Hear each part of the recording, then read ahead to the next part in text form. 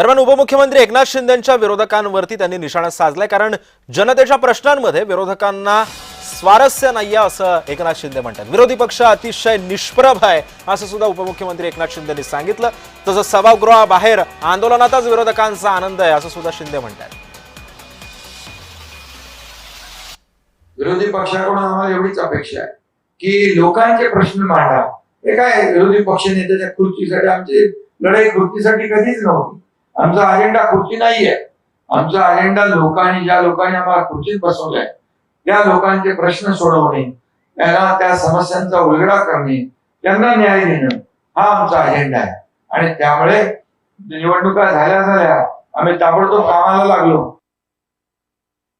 महाराष्ट्रामध्ये लोकांनी मॅन्डेट दिलेला आहे, कामाला दिलेला आहे, कामाची पोस्ट होते। आम्ही ते काही काम करतोय, डे नाईट काम करतोय, घरी बसत नाही।